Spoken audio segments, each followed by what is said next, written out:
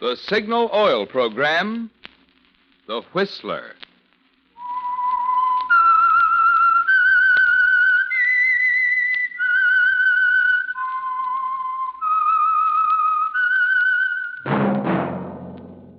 That whistle is your signal for the Signal Oil Program, The Whistler.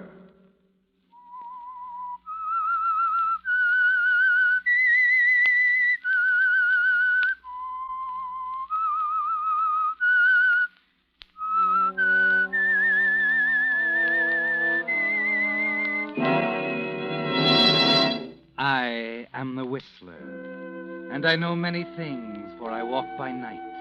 I know many strange tales hidden in the hearts of men and women who have stepped into the shadows.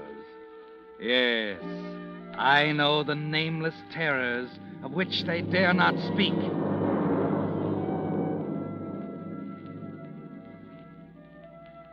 Yes, friends, it's time for The Whistler, rated by independent research, the most popular West Coast program in radio history.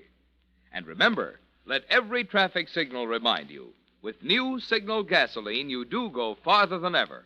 Look for the familiar big yellow and black circle sign that identifies those popular Signal service stations in 7 western states from Canada to Mexico. And now the Whistler's strange story, 3 Times a Sinner.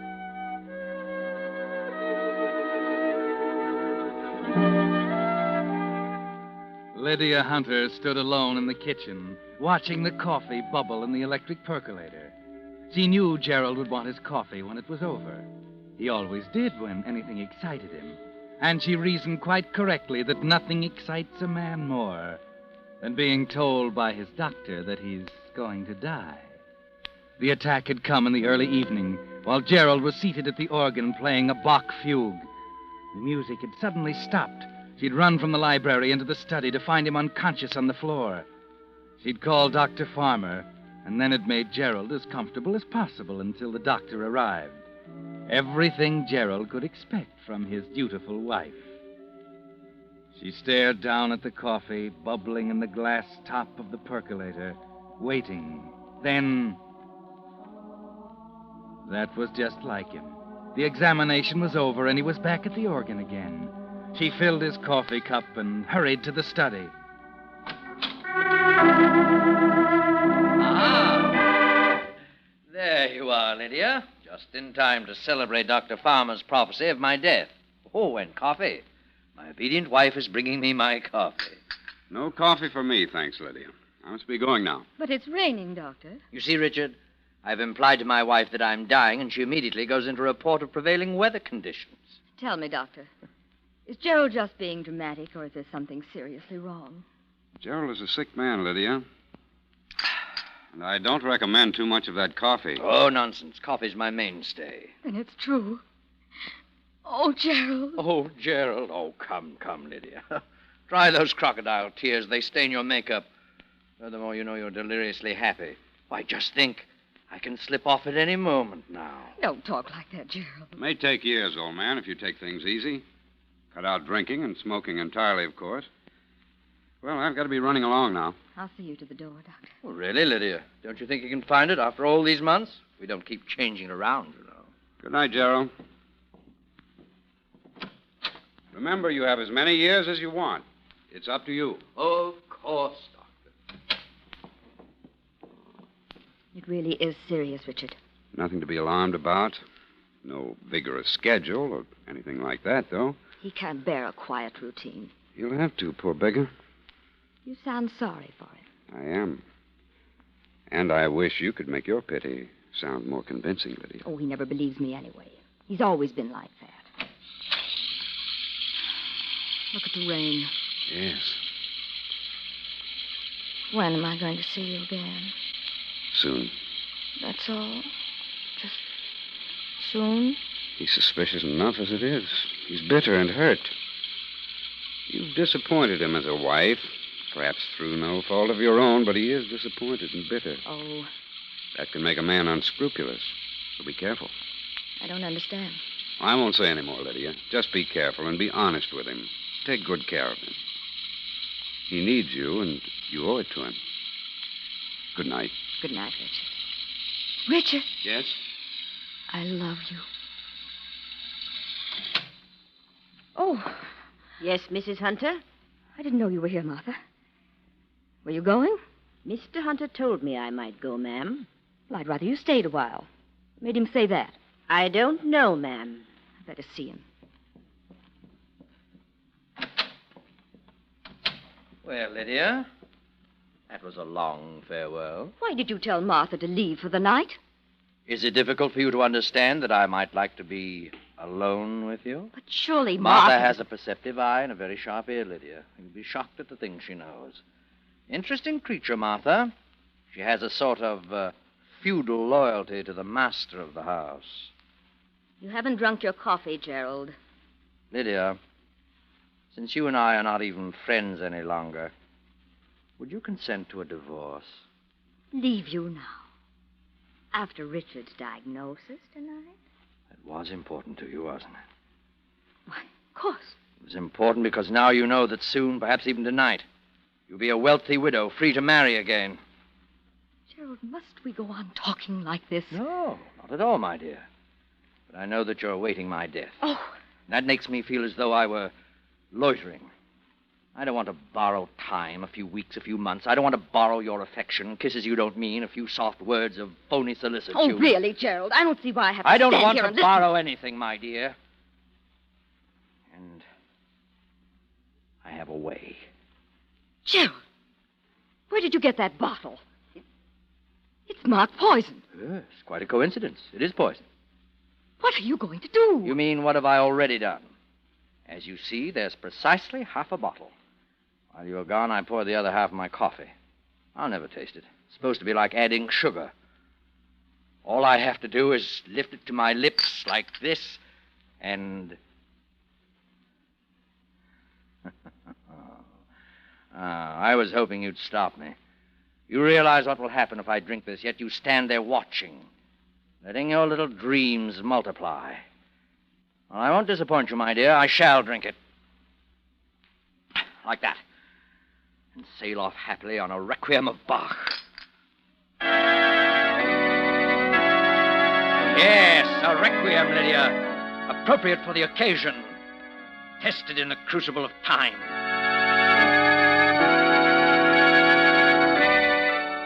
You can hardly believe it, can you, Lydia? Here it is, happening before your very eyes. You hardly know what to think. All you can do is stand there, speechless, staring at him as he plays on and on. Then... it's happened. At long last. All those wretched years are over, and he lies there slumped across the keys. You stifle an impulse to laugh. You've got to be shocked, Lydia. You've got to call Martha and go through with it. Martha! Martha, come quickly! What's the matter? Something has happened to Mr. Hunter. Is he ill? Oh, I'm afraid it's more than that. He's dead. I know it. Please, Martha, you've got to get hold of yourself. So soon. The doctor no sooner told him. Please, Martha, please, come on.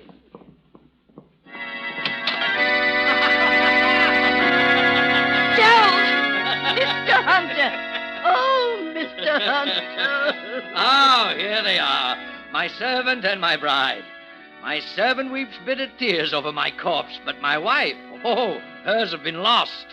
The woman who does not blush also does not cry. My dear, you have disgraced your sex.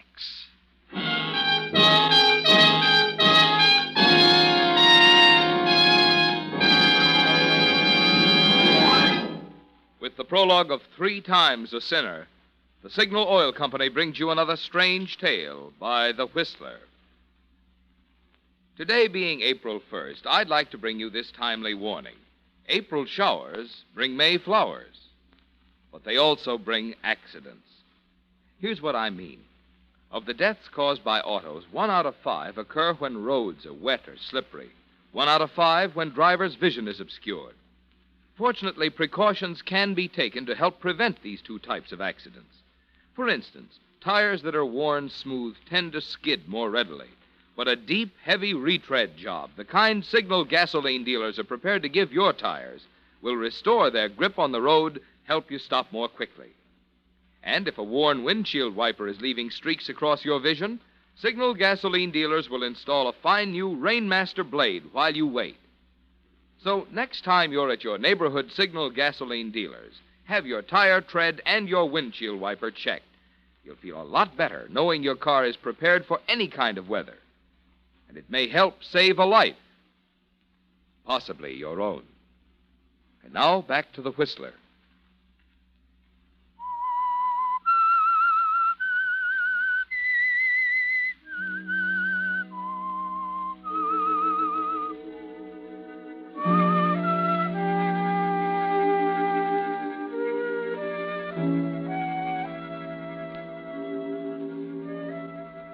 So Gerald had his little joke, didn't he, Lydia?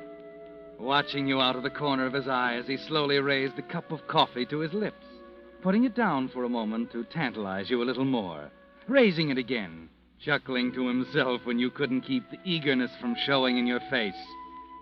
Yes, Lydia, it was Gerald's little joke. He's made a fool of you, hasn't he? Forced you to show your hand, to come right out and tell him you want him to die. The next morning at breakfast, you're tense and silent, watching Gerald munch happily on his buttered toast as he reads the morning paper. Have some more coffee, Lydia, darling? No? Oh, come now, dear. It's perfectly all right. Made it myself. Not a drop of poison in it. Will you be quiet? Oh, Lydia, Lydia. You're such a comfort to me in my last hours. The beautiful, dutiful wife offering peace and consolation to her lord and master in his declining days, giving freely of her strength. I've had all I can stand, Gerald. Now, that's enough. Very well, my dear. There's a half bottle of poison on the shelf in the medicine cabinet. Oh, here. Let me butter you a piece of toast. I'm not hungry. When are you going to kill me, my dear? Oh, pass me the marmalade, will you? Thank you. Gerald, why did you do it? You, didn't answer my question. When are you going to kill me? I can't stand this any longer. Sit down, Lydia. There. That's better. I'm very happy about last night, you know. Yes, it brings things right out into the open. I've known for years that the only thing you wanted was my money. Awfully good marmalade. Won't you have some? What did you do with a half bottle of poison that's missing, Gerald? I poured it into the fireplace. Still half left, though. Ought to do the job quite nicely. I signed for it at the pharmacy myself, if you're wondering. Told them it was for the moths. So, you see, it's all ready for you, Lydia. Any time you feel in the mood. What do you want me to say, Gerald? Well, nothing, Lydia. Very well. I'll go. Where? I have an appointment at the hairdresser's. Oh, Lydia. Yes? Give Dr. Farmer my regards, will you?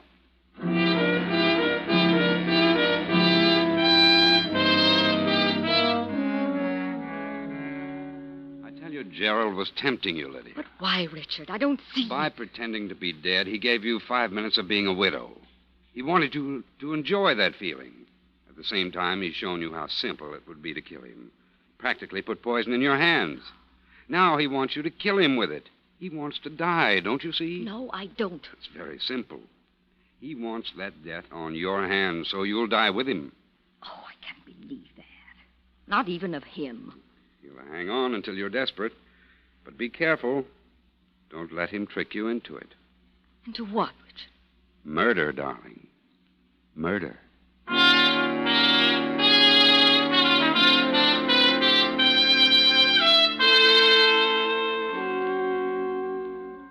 So you go home, Lydia, and determined to wait him out.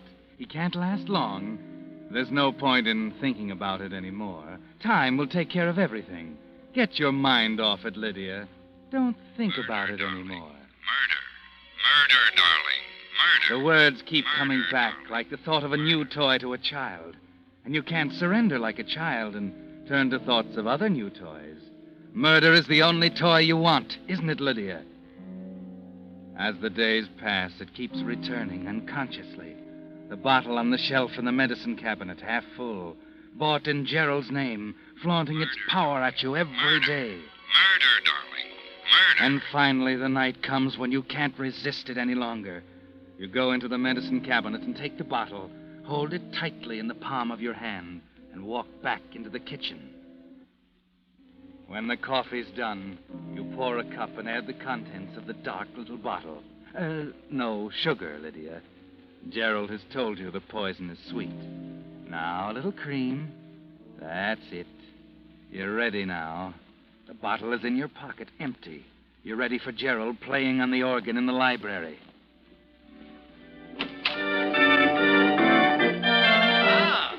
Well, Lydia, is that really my coffee or some silly substitute? It's coffee, dear. You haven't had any in such a long time now. I'm sure Richard couldn't object. Oh, thank you, darling. By George, I wonder if I'll recognize the taste. Of course you will. You know... What? I don't think I have a taste for it anymore. Oh, nonsense. The moment after your first sip, you'll be clamoring for more. Habit's funny, though. Once you've broken it, it's lost. Friendship, marriage, coffee, all the same. Oh, aren't you joining me? No, Gerald, I've been too nervous lately. Mind if I go ahead? Please do. What's making you so nervous? Well, I don't know, Gerald. Past few weeks have been rather strange. Maybe the awful weather, eh? Well, cheer up, my dear. Spring's on the way. Your spirits can improve overnight, eh? I suppose so. Well, here goes. Good Lord, woman, what are you trying to do? Kill me? Kill you? What are you talking about? This is hot, Lydia. It's hot. Oh.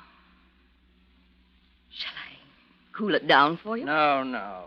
Oh, no. What's the trouble? Oh, it's my heart again. It's acting up tonight. Coffee might be bad for it anyway. Shall I call Dr. Farmer? Oh, don't be so anxious.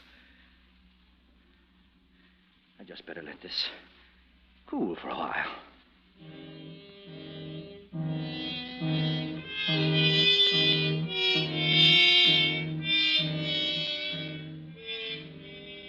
Gerald.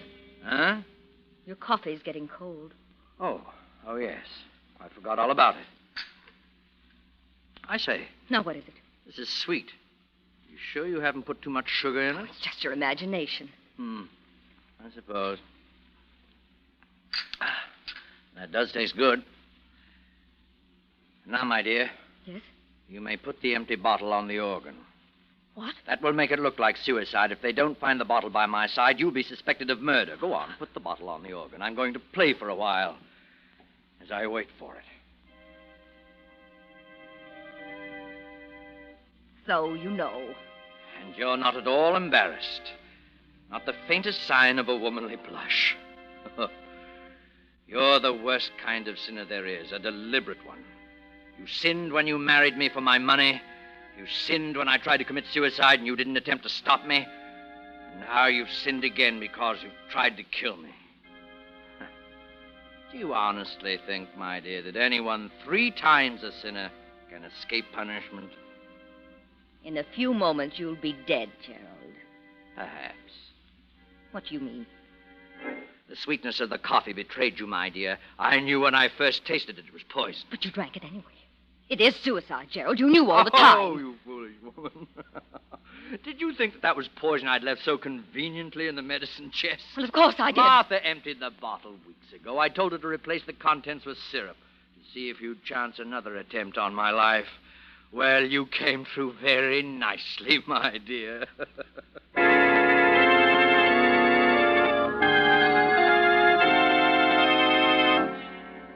Well, Lydia, he's trapped you again. But why? Why, Lydia? He wants you to die for his murder. You're sure of that. He wants to let you go through all the motions, time and again, only to be frustrated at the last moment. He wants to build you slowly into a rage that will lead you to a crime of violence and a sure conviction. It's clear now, isn't it? Somehow you manage to keep calm, to appear unconcerned as he sits there, playing on that infernal organ.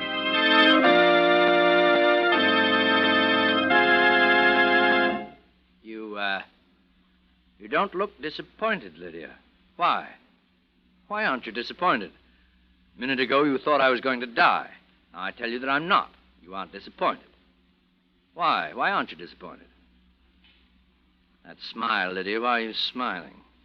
Wait a minute, you found out about the syrup, didn't you? You discovered it wasn't poison, didn't you? Lydia, answer me. Answer me. Your coffee was too sweet, wasn't it, Gerald? Was it sugar? Or did you put real poison in it? Come, tell me, Lydia. There's a strange look in your eyes, Gerald, darling. It seems to be getting stranger by the minute. Sugar doesn't do that, does it? Lydia!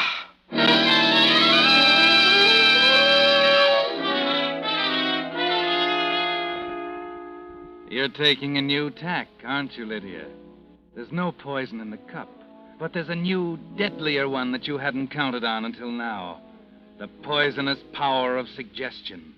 He actually believes he's dying, and you're making the best of it. The real poison is sweet, Gerald. Remember? You're lying, Lydia. You didn't do it. But I did. Did you actually believe I'd let you make a fool of me again? When did you buy it? Yesterday. I should have known. Getting hold of you, Gerald, inch by inch. No. Here's the bottle. Here, I'll put it beside you on the organ, just as you said. Give me that bottle. Give to me. There. Yes, it's empty. Good. Good. What? I told them you were trying to poison me. Gerald, what do you mean? The police, dear. The police.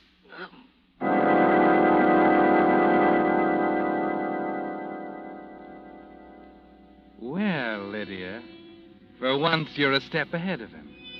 So he told them you were trying to poison him. You can't resist now. You've got to laugh about it. Relieved, free at last.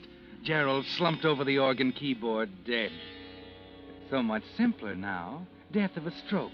No poison, no suicide. No prying medical examiners.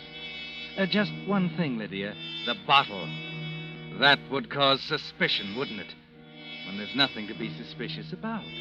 So you take the bottle from Gerald's hand, go down into the basement and crush it to tiny bits with an axe. There's nothing left now but a few fragments of glass. Then at long last...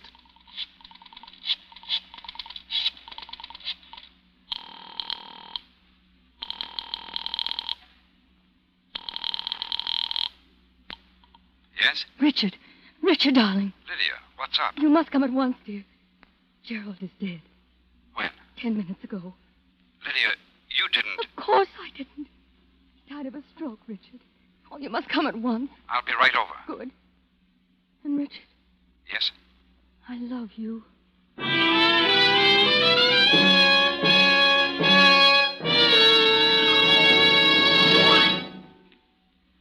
The Whistler will return in just a moment with the strange ending of tonight's story. Meantime, a word about those big red and yellow signal billboards you've been seeing that tell you now go farther than ever with new signal gasoline. Unfortunately, there isn't room on those billboards to tell the rest of the story, the finer performance in new signal gasoline that makes this good mileage possible. Here's what I mean. New Signal's quicker starting naturally saves gas. Signal's smooth, fast pickup saves gas. And Signal's effortless anti-knock power that sends your motor purring up the steepest hills saves gas. So you see, the features in gasoline that make driving a pleasure are the very same ones that add up to more mileage. That's why we say your speedometer is the best proof of gasoline quality. If you want the tops in performance from your car, the logical place to find it is the new Super Fuel that now helps you go farther than ever. New Signal gasoline. And now, back to the Whistler.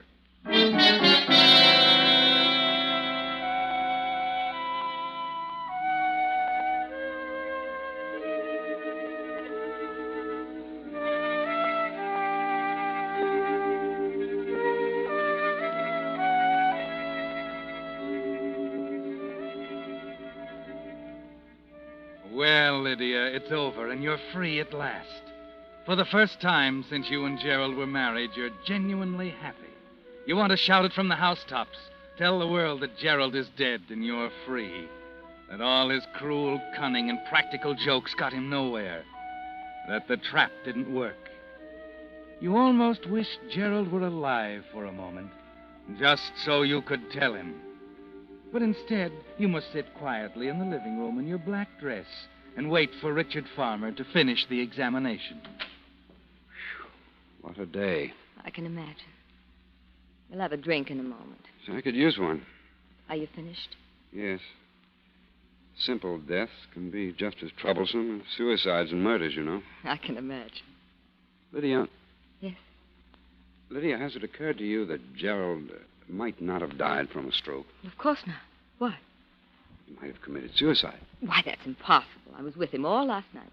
You didn't leave him? No, not for a moment. We talked quite a bit. But he might have slipped something in his coffee while you weren't looking. Oh, don't be absurd, darling. Please don't try to make a suicide out of this. I remember everything clearly. He clamored for coffee. I made it for him. He drank it, and soon after he had the stroke. Why don't you want to let it go then? The medical examiner from the police department. What? He was the man in the gray suit. Police? What have they to do with Lydia, he's analyzed the coffee cup and found it contained poison. But Richard... Martha! Martha! Yes, ma'am? Martha, tell me. About that bottle of poison in the medicine chest. You emptied that bottle, didn't you? You replaced the poison with syrup. I don't know what you mean, ma'am. I never touched the bottle. Martha, you... What's the matter, Lydia? He did it. It was a trick. Lydia, dear, don't worry about it. Everyone knows it's suicide. You just didn't see him pour the poison into the cup, that's all. And if he didn't leave the room, as you say, then the empty bottle must be somewhere in the room with his fingerprints on it. The bottle? That's all the evidence the examiner says they need. Just the bottle, don't you see, dear? Lydia. Lydia, what's the matter? You look white as a sheet.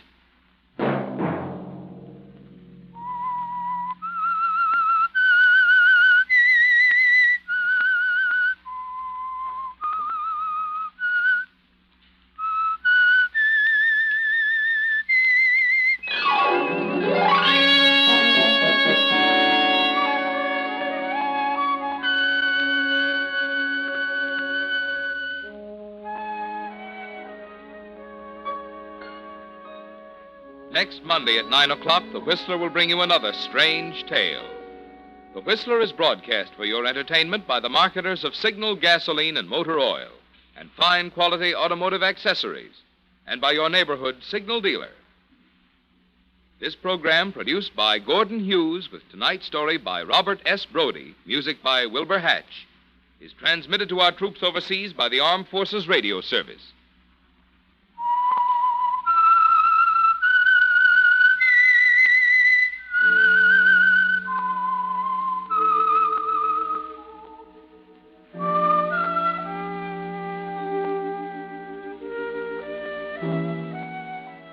That whistle is your signal for the Signal Oil program, The Whistler. This is Marvin Miller speaking, reminding you to look for those familiar yellow and black circle signs that identify those popular Signal oil stations in 7 western states from Canada to Mexico.